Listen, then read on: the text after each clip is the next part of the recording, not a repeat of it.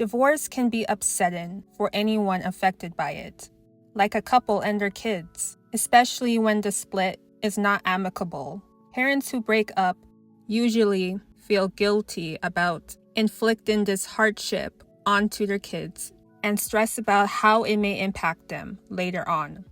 In this case, one parent took it upon themselves to remove that impending hardship by taking out their own child. I'm going to discuss the case of Gabrielle Horde, a sweet little girl who became a casualty of divorce.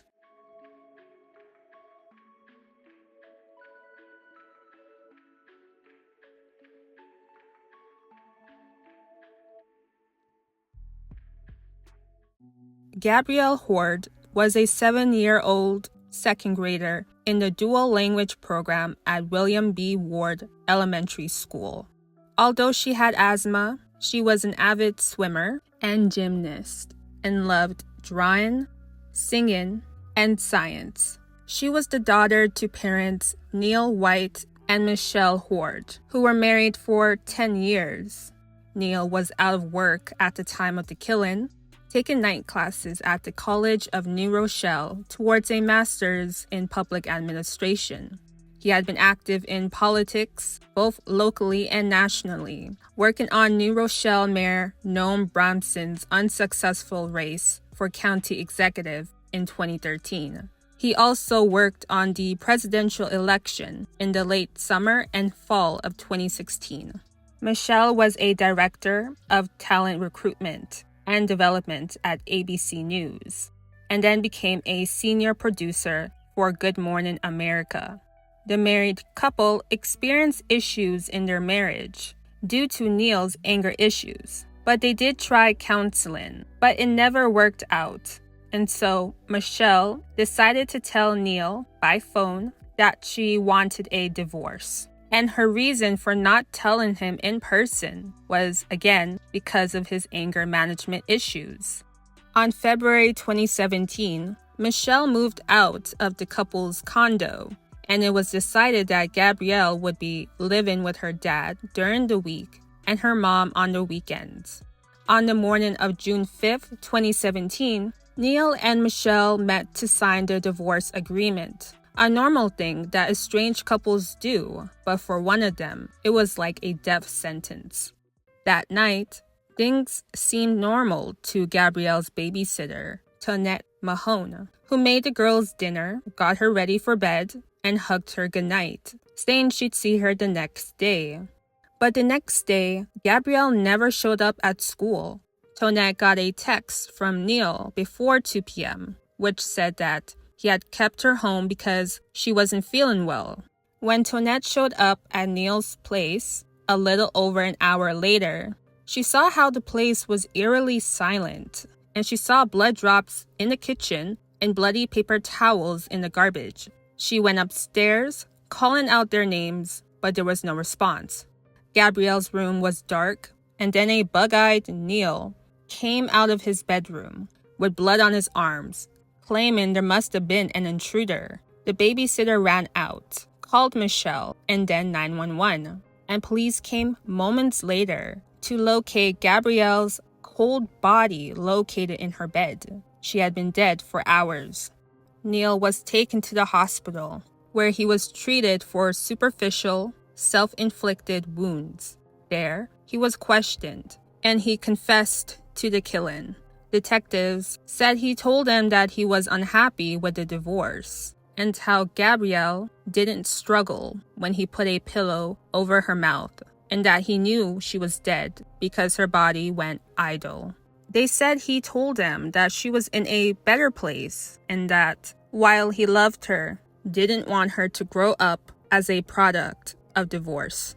When he was asked how long he had been thinking of doing what he did, he told them since the day before, what he called his D-Day, and this was all testified at the trial.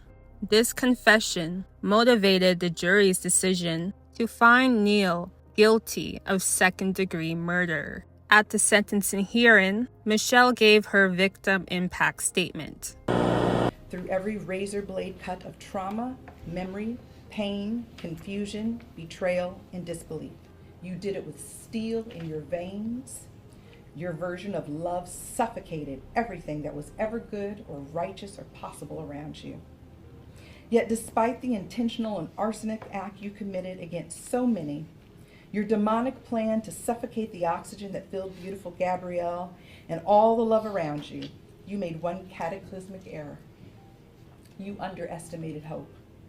And despite my fear, my devastation, and my pain, I am still here. To hope, to breathe, to pray, to tell her story. I will move with a hole in my heart, but a purpose in my spirit. I will die trying to guarantee that the 27 hours I lovingly took to bring that baby girl into the world was not in vain. And that despite your best efforts, you couldn't erase her life. You often said she would be smarter than you by the time she was 10. So you always knew she was bigger than you. She was bigger than your sick plot.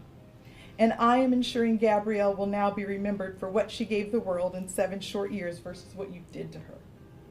And so, Your Honor, as I live and wake each day in both sorrow and fear, it is my deepest hope and most impassioned plea that for every breath this convicted felon takes for the rest of his life, he will take it incarcerated.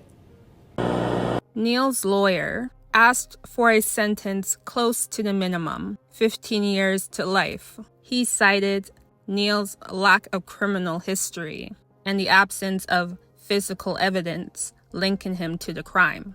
As well, he questioned the legitimacy of Neil's confession, since the detectives chose not to tape it, but they did take notes of the 45-minute interview. Neil White was eventually sentenced to the maximum 25 years to life. One can only imagine the confusion and terror that young Gabrielle experienced as she fought for breath, while her father and protector snuffed her life out. On July 3, 2019, a jury of the defendant's peers found him guilty under count 1 of the crime of murder in the 2nd degree. In connection with that conviction, the court sentences the defendant, Neil White, to an indeterminate sentence of imprisonment, having a maximum term of life in prison and a minimum term of 25 years. The defendant will pay a $325 court surcharge and a $50 DNA fee. This is the sentence of the court. Mr. Morley, please advise Mr. White of his appellate rights. In her daughter's memory, on February 2018, Michelle created the foundation, Gabrielle's Wings.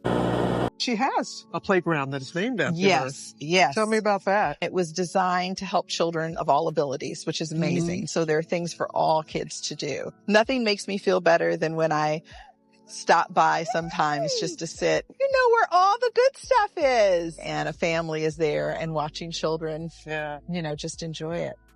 Gabrielle's spirit comes to life throughout the neighborhood where she grew up in New Rochelle, including here at Huguenot Children's Library and across the world, helping children in underserved communities thrive. So that's where Gabrielle's wings came from. Gabrielle loved butterflies. And so the idea of her wings soaring and lifting other children became the impetus of the work we're doing. On December 2022, Michelle remarried at a resort in the Bahamas, where she once enjoyed vacations with Gabrielle, and she made sure to reserve a front row seat in memory of her. That is all for now on this case. Let me know your thoughts on it. Don't forget to like, comment, subscribe, and share this video. Your support is appreciated. See you next time on Melanin Mysteries.